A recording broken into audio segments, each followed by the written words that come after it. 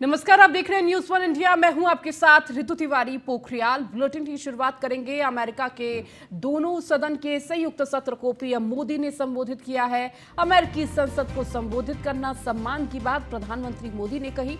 आतंकवाद को बढ़ावा देने वाले से मिलकर लड़ना होगा, अमेरिका में बोले पीएम मोदी। यूएस संसद में यूक्रेन रूस संकट पर बोले पीएम मोदी, ये युद्ध का युग नहीं है, हम सप्लाई चेन विविधता लाने पर साथ काम कर रहे हैं। हर दौर में भारत अमेरिका के संबंध में मजबूत हुए हैं। अमेरिका अब हमारा सबसे अहम रक्षा सहयोगी है। भारत में 2500 राजनीतिक पार्टियां, 22 भाषाएं, फिर भी हमारी आवाज एक है।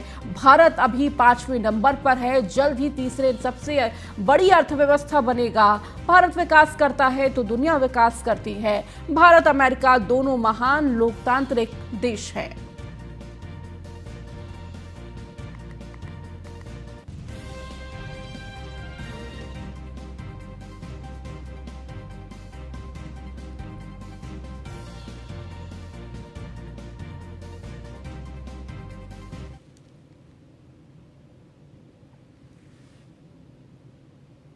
चलिए खबरों में आगे बढ़ेंगे। डॉक्टर श्यामा प्रसाद मुखर्जी का निर्वाण दिवस आज है और सीएम योगी आदित्यनाथ आज सिविल अस्पताल पहुंचेंगे, जहां पुष्पांजलि कार्यक्रम में सम्मिलित होंगे सीएम योगी आदित्यनाथ। तो डॉक्टर श्यामा प्रसाद मुखर्जी का निर्वाण दिवस आज,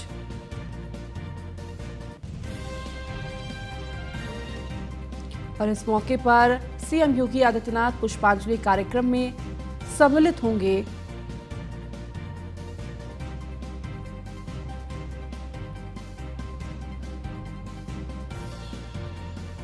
तो सीएम योगी आदित्यनाथ आज सिविल अस्पताल पहुंचेंगे और इस दौरान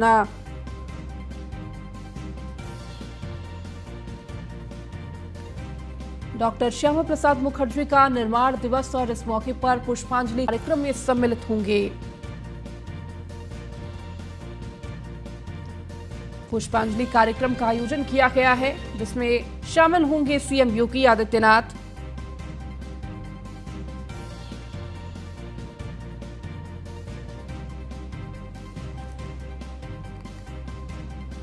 बड़ी खबर आपको इस बीच दे रहे हैं।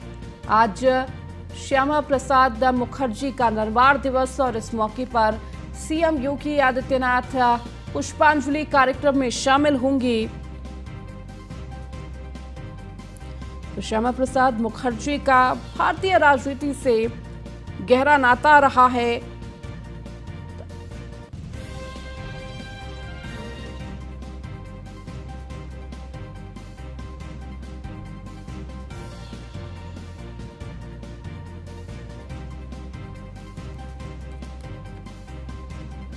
और अधिक जानकारी के साथ अश्विनी द्विवेदी हमारी संवाददाता लखनऊ से जुड़ चुके हैं। अश्विनी, आज डॉक्टर श्यामा प्रसाद मुखर्जी का निर्वाण दिवस और इस मौके पर कार्यक्रम के में सम्मिलित होंगे सीएम योगी आदित्यनाथ। बिल्कुल, उत्तर प्रदेश के मुख्यमंत्री आज श्यामा प्रसाद मुखर्जी, आज इनकी निर्वाण तिथि है। इस मौके पर आज जो है सिविल अस्पताल श्यामा प्रसाद मुखर्जी जो जिला अस्पताल है वहां पहुंचेंगे। वहां पर उनकी मूर्ति है, वहां पर पुष्पांजलि करेंगे। 9 बजे के लमसम में ये कार्यक्रम है, जिस दौरान मुख्यमंत्री जो सिविल अस्पताल पहुंचेंगे। इस दौरान उत्तर प्रदेश के तमाम मंत्री, चाहे डिप्टी सीएम ब्रजेश पाठक हो या फिर तमाम अन्य मंत्री वहां पर मौजूद रहेंगे। जी ठीक है अश्विनी, आप लगातार जुड़े रहिए और भी खबरों पर आपसे अपडेट लेंगे।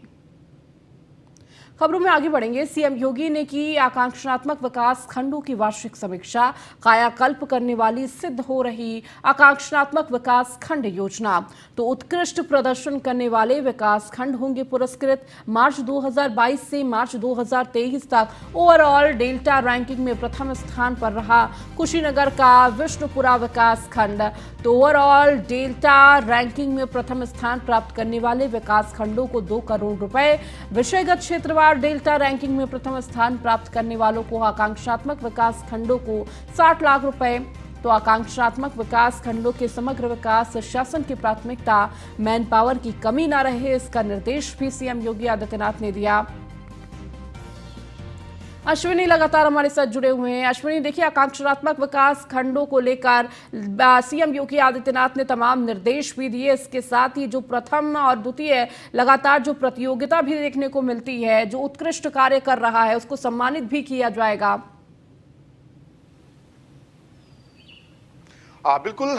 पिछले साल आज सीएम फेलोशिप योजना के तहत जो उत्तर प्रदेश के 100 जो पिछड़े ब्लॉक थे, आकांक्षी ब्लॉक थे, वहां पर जो फेलोशिप जो यानी कि जो पीएचडी छात्र कर रहे हैं या फिर फेलोशिप कर रहे हैं या रिसर्च कर रहे हैं, उन छात्रों की तैनाती की गई है। छात्र जाकर के वहां पर जो है ब्लॉकों की स्थिति जानेंगे कि वहां पर क्या कमी है, सरकार की जो योजनाएं हैं वो कहीं ना कहीं क्यों नहीं जमीन पर उतर पा रही हैं। उत्तर प्रदेश के 34 जिले हैं जिनके जो है 100 ब्लॉकों को जो आकांक्षी ब्लॉक माना गया था। यहाँ पर सरकार की ओर से तमाम व्यवस्थाएं दी गई थी, अलग से अतिरिक्त बजट देने की बात कही गई थी। साथ ही साथ जहाँ कुपोषण का चीजें हो, या स्वास्थ्य महकमे के हो या फिर तमाम अन्य हो विभाग हो, उनके जो काम करने का तरीका है उसमें किस तरीके से बदलाव किया जाए, इन तमाम चीजों को रिसर्च करने के लिए शोधार्थी जो थे वो उनको ब्लॉक स्तर पर लगाया गया था। इसके लिए एक शोधार्थी के लिए जो 30,000 रुपये प्रतिमाह जो है सरकार पैसा दे थे। साथ ही साथ जो ये फेलो के जो छात्र थे वो कहीं ना कहीं जो जिले के आला अधिकारी थे उनके साथ समन्वय बैठा के काम कर रहे थे। जो स्थानीय एसडीएम थे, स्थानीय बीडीओ थे, उनके साथ समन्वय बैठा के काम कर रहे थे। निश्चित तौर पर मुख्यमंत्री ने पहली समीक्षा इस योजना की कि आखिर इसका फायदा कितना हो। निश्चित तौर पर तमाम सुधार देखने को मिले, चाहे आयुष्मान कार्ड बनाने में हो उसमें भी बढ़ोतरी इन ब्लॉकों में आई। इसके अलावा चाहे प्रेगनेंसी के दौरान जो रजिस्ट्रेशन होते हैं उनमें इस दौरान बढ़ोतरी आई। साथ कुपोषण जो था, कुपोषण का स्तर नीचे इन ब्लॉकों में गिरा है। ऐसे तमाम काम हुए जिनकी समीक्षा मुख्यमंत्री ने की। और सबसे बेहतर जो काम किया कुशीनगर के एक ब्लॉक ने किया, उसको अब कहीं ना कहीं मुख्यमंत्री सम्मानित करेंगे। जिसको 2 करोड़ रुपए की धनराशि मुख्यमंत्री की ओर से दी जाएगी। साथ ही साथ जो सेक्टर वाइज प्रथम स्थान पर आने वाले ब्लॉक हैं उनको 60 लाख जो अतिरिक्त धनराशि दी जाएगी। तो ऐसे में कहीं ना कहीं उत्तर प्रदेश सरकार चाह रही है कि जो कमियां रह गई हैं, जिन पर ध्यान सरकार का भी उतना बेहतर ढंग से नहीं जा रहा है, अधिकारी भी नहीं दे रहे हैं, उन पर कहीं ना कहीं शोध की तरीके से किया जाए कि आखिर क्या कमी है जिसके चलते वहां पर सुधार नहीं हो पा रहा है। क्योंकि उत्तर प्रदेश के भी 34 जिलों के ही मात्र 100 आकांक्षी ब्लॉकों को चिन्हित किया गया, बाकी अभी जिले बाकी है, वहां पर भी चिन्हित किए जाएंगे और उनको कहीं ना कहीं उनका उत्थान किया जाएगा। उसको लेकर के मुख्यमंत्री लगातार खुद कार्यरत है, साथ ही साथ अधिकारियों को निर्देश देते हैं। साथ ही साथ अब जो फेलोशिप के छात्र हैं उनके साथ समन्वय बैठा के अधिकारी काम ब्लॉकों में कर रहे हैं। जी ठीक है अश्विनी, बहुत शुक्रिया इस जानकारी को देने के लिए। खबरों में आगे बढ़ेंगे। बिहार की राजधानी पटना में विपक्ष की बैठक आज है। केंद्र की बीजेपी सरकार के खिलाफ विपक्ष एकजुट हो रहा है। सीएम नीतीश कुमार के आह्वान पर विपक्षी दलों की ये महाबैठक होने जा रही है। विपक्ष के कई दिग्गज नेता बैठक में हिस्सा लेंगे। बैठक में जम्मू कश्मीर की पूर्व सीएम और पीडीपी चीफ महबूबा मुफ्ती लेंगे हिस्सा। नेशनल कॉन्फ्रेंस के नेता उमर अब्दुल्ला, सीपीआई नेता डी राजा भी रहेंगे मौजूद। तो मार्क्सवादी कम्युनिस्ट पार्टी के महासचिव सीताराम येचुरी रहेंगे मौजूद। भारतीय कम्युनिस्ट पार्टी के महासचिव दीपांकर भट्टाचार्य भी बैठक में हिस्सा लेंगे। तो जयंत चौधरी बैठक में नहीं होंगे शामिल। तो कल से ही कई बड़े चेहरे पटना में नजर आने लगे हैं। विपक्ष के ये बड़े चेहरे, जहां सीएम अरविंद केजरीवाल और भगवंत मान इस वक्त पटना में मौजूद हैं, जिनका स्वागत नीतीश कुमार ने खुद किया। और देखिए आज ये वहां बैठक जो महागठबंधन की होने जा रही है, कहीं ना कहीं ये बैठक अगर सफल होती है तो एक बड़ा संदेश जाएगा। तो सरकार के खिलाफ जिस तरह से केंद्र सरकार में बीजेपी है, इसके खिलाफ ये विपक्षी एकजुटता नजर आ रही है। तो केंद्र की बीजेपी सरकार के खिलाफ विपक्ष एकजुट होकर आज ये महत्वपूर्ण बैठक। वहीं सीएम नीतीश कुमार से मिले दिल्ली के मुख्यमंत्री अरविंद केजरीवाल। दिल्ली सीएम अरविंद केजरीवाल ने नीतीश कुमार से मुलाकात की। पंजाब के मुख्यमंत्री भगवंत मान भी रहे मौजूद। विपक्षी दलों की बैठक में आज शामिल होंगे केजरीवाल। तो दिल्ली के सीएम अरविंद केजरीवाल पटना में मौजूद हैं, उनके साथ पंजाब सीएम भगवंत मान भी इस वक्त मौजूद हैं। और कल नीतीश कुमार से उनकी मुलाकात हुई और आज जो ये विपक्षी दलों की बैठक होने जा रही है उसमें शामिल होंगे अरविंद केजरीवाल। ये तस्वीर भी साझा की है और ये तस्वीर बहुत कुछ कहती है। तो नीतीश कुमार के आह्वान पर विपक्षी एकजुटता पटना में देखने को मिल रही है।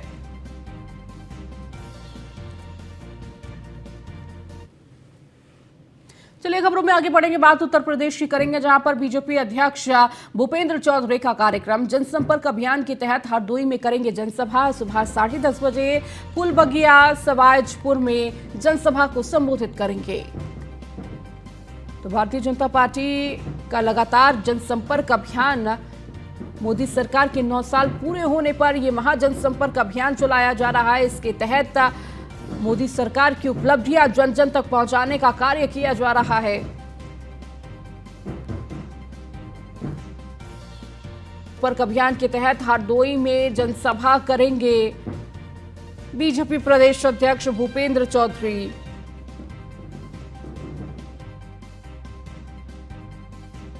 तो बीजेपी अध्यक्ष भूपेंद्र चौधरी का ये दौरा, और इस दौरान जनसभा को संबोधित करेंगे हरदोई में। तो महाजनसंपर्क अभियान के तहत हरदोई में जनसभा का आयोजन किया गया है, जहां पर केंद्र सरकार की उपलब्धियां बताते हुए नजर आएंगे। जल शक्ति मंत्री स्वतंत्र देव सिंह का दौरा। स्वतंत्र देव सिंह आज कौशाम्बी में मौजूद रहेंगे, जहां पर जनसभा को संबोधित करेंगे। पूर्व डिप्टी सीएम दिनेश शर्मा भी इस दौरान मौजूद होंगे। तो स्वतंत्र देव सिंह जल शक्ति मंत्री कौशाम्बी दौरे पर हैं और इस दौरान जनसभा को संबोधित करेंगे। उनके साथ डिप्टी सीएम दिनेश शर्मा भी मौजूद रहेंगे। पूर्व डिप्टी सीएम दिनेश शर्मा, जल शक्ति मंत्री स्वतंत्र देव सिंह कौशाम्बी दौरा, और चूंकि महाजनसंपर्क अभियान भारतीय जनता पार्टी का, इस दौरान तमाम मंत्री क्षेत्रवार महाजनसंपर्क अभियान में शामिल होकर जनसभा को संबोधित कर जन जन तक केंद्र सरकार की उपलब्धियों को बताते हुए नजर आ रहे हैं। और इसी कड़ी में जल शक्ति मंत्री स्वतंत्र देव सिंह कौशाम्बी दौरे पर रहेंगे आज। उलमा और पुलिस प्रशासन की अहम बैठक आज बकरीद पर लखनऊ ऐशबाग ईदगाह में बैठक होगी। जेसीपी आकाश कुल्हारी के साथ ये कई बड़े अधिकारी मौजूद रहेंगे। मौलाना खालिद रशीद के साथ कई धर्मगुरु भी मौजूद होंगे। बैठक में उलमा और पुलिस प्रशासन ने लोगों से की अपील, ईदगाह के वक्त से आए सड़कों पर नमाज ना अदा करें। लोग तो कुर्बानी की फोटो वीडियो सोशल मीडिया पर ना डालें। नमाज के वक्त रहे, सुरक्षा व्यवस्था के बेहतर बंदोबस्त। जेसीपी ने कहा सोशल मीडिया पर पुलिस टीम की कड़ी निगरानी रहेगी। तो देखिए, ये महत्वपूर्ण बैठक रही। बैठक में उलमा और पुलिस प्रशासन के लोगों ने से अपील की है कि किस तरह से इस पूरे कुर्बानी को फोटो या वीडियो जो है वो सोशल मीडिया पर ना शेयर करें, इसकी अपील की है। नमाज के वक्त रहेंगे सुरक्षा के बंदोबस्त। वहीं सोशल मीडिया पर पुलिस टीम की लगातार कड़ी नजर बनी रहेगी। तो ये महत्वपूर्ण बैठक रही, जहां उलमा और पुलिस प्रशासन की ये अहम बैठक, जिसमें बकरीद पर लखनऊ ऐशबाग ईदगाह में ये बैठक हुई है।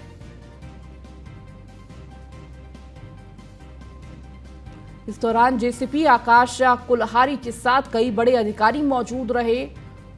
तो किस तरह से बकरीद के मौके पर तमाम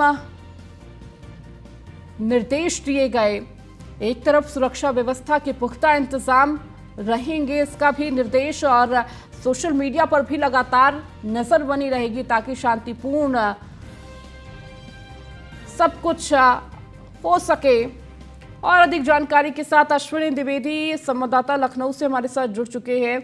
अश्विनी, जिस तरह से बकरीद को लेकर उलमा और पुलिस प्रशासन की ये बैठक रही और इस दौरान बैठक में तमाम निर्देश भी दिए गए। बिल्कुल, उत्तर प्रदेश सरकार ने साफ तौर पर कहा है कि धर्म कोई भी त्योहार हो, चाहे किसी धर्म का हो, उस तरीके से मनाया जाएगा। किसी भी तरीके से कोई ऐसा काम ना किया जाए जिससे एक दूसरे को दिक्कत हो। इसी तौर पर अगले कुछ दिनों बाद ही बकरा ईद है, तो ऐसे में उत्तर प्रदेश की राजधानी जो लखनऊ है, तो पुलिस महकमा अलर्ट हो गया। जो जस्टिस हैं आकाश कुल्हारी, वो अब खुद उन्होंने कमान संभाली है। कल उन्होंने उलमाओं के साथ बैठक की है। तमाम आज दौरान जो मुस्लिम धर्मगुरु मौजूद हैं उनसे बातचीत की और साफ तौर पर उनसे चर्चा की कि जो मुस्लिम समुदाय के लोग उनको समझाएं कि किसी तरीके से कोई ऐसा काम ना करे जिससे समस्याएं खड़ी हों। साथ ही साथ जो ईदगाह है वहां पर वक्त से पहुंचे, सड़कों पर नमाज ना पढ़े, ऐसा भी कहा गया। जो फोटो होती है वो सोशल मीडिया पर ना वायरल की जाए। नमाज के वक्त जो सुरक्षा का इंतजाम है इसका आश्वासन भी जो पुलिस महकमे ने दिया है। साथ ही साथ सोशल मीडिया पर भी निगरानी रखी जाए कि कोई भी किसी भी तरह का कोई ऐसा बयान ना दे जिससे किसी उपद्रव होने की स्थिति हो। निश्चित तौर पर पुलिस में का पूरा अलर्ट है। शांतिपूर्ण ढंग से बकरीद मनाई जाए, इसको लेकर कहीं ना कहीं बैठक की। ठीक है, बहुत शुक्रिया अश्विनी इस जानकारी को साझा करने के लिए।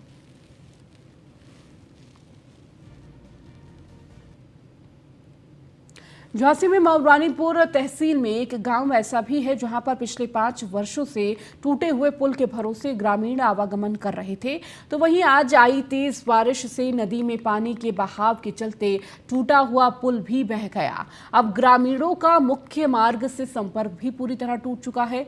आपको बताते चले कि विकासखंड बंगरा के अंतर्गत आने वाले ग्राम पटगुआ में टूटे हुए पुल के भरोसे लोग आवागमन कर रहे थे, तो आज नदी में आए पानी के चलते वह टूटा हुआ पुल भी बह गया है। और इस दौरान ग्रामीणों ने बताया कि आज गांव में 3 बारात आनी है।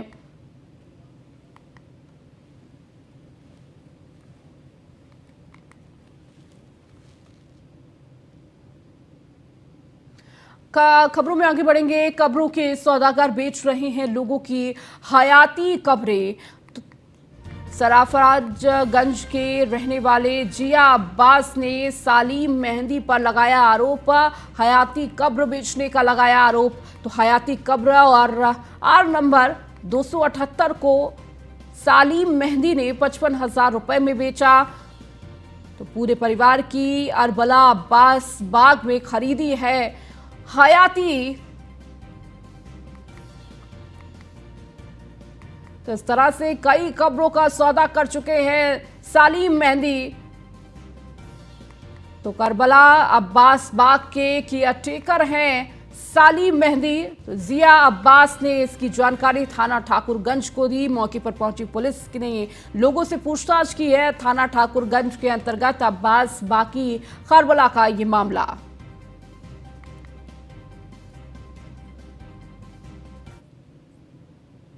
खबर ग्रेटर नोएडा से है, जहां जेपी अमन सोसाइटी के 2 फ्लैटों में चोरी, कैश और ज्वेलरी चोरी कर ले गए चोर। तो दोनों फ्लैट की गेट का ताला तोड़कर चोरी, करीब 7 लाख कैश और ज्वेलरी चोरी की। चोरी करने वाले चोर सीसीटीवी कैमरे में कैद। तो नोएडा के थाना नॉलेज पार्क के एफआईआर दर्ज किया है। तो करीब 7 लाख कैश और ज्वेलरी चोरी की गई है। अलीगढ़ में 11 माह की बच्ची के साथ 12 साल के बच्चे ने रेप की वारदात को अंजाम दिया। वही बच्चे को खिलाने के बहाने से ले गया था आरोपी। पुलिस ने घायल अवस्था में बच्चे को हॉस्पिटल में कराया भर्ती। बच्चे के परिजनों की तहरीर पर मुकदमा दर्ज किया गया है। आरोपी को पुलिस ने किया अरेस्ट। रोरावर थाना इलाके की ये पूरी घटना है।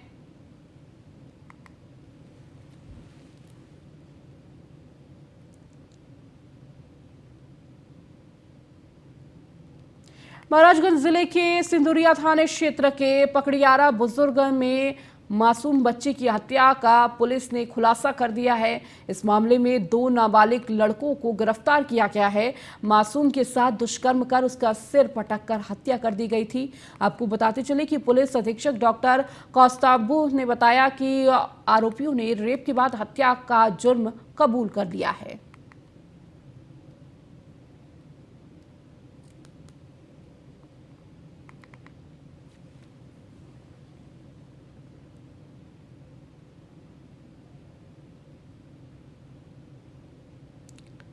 तो 6 साल की मासूम बच्ची से रेप का मामला सामने आया था, जिसमें 2 नाबालिग लड़कों ने रेप के बाद हत्या की घटना को अंजाम दिया था। तो मामले में 2 नाबालिग लड़के गिरफ्तार किए गए। महाराजगंज का ये पूरा मामला।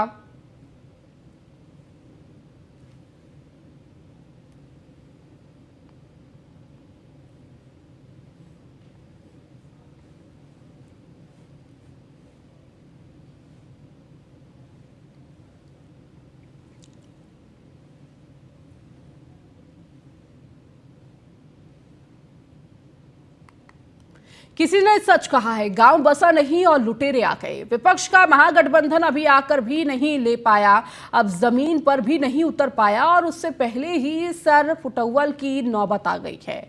विपक्ष की नूराकुस्ती बदस्तूर जारी है। साफ है कि विपक्ष शुक्रवार को पटना में मिल तो रहा है, लेकिन क्या उनके दिल मिल पाएंगे? उनका रिश्ता कितना दूरी तक चल पाएगा? क्या विपक्ष सीट शेयरिंग की बाधा हल कर पाएंगे? जाहिर है सबका अपना झंडा है और सबका अपना एजेंडा भी है। सवाल यही कि इन सब के बीच कैसे और कितना मजबूत एंटी मोदी मोर्चा बना पाएंगे। क्या 2019 से पहले जो कवायद चली थी, विपक्ष उसी का रिहर्सल कर रहा है? आपको एक रिपोर्ट दिखाते हैं।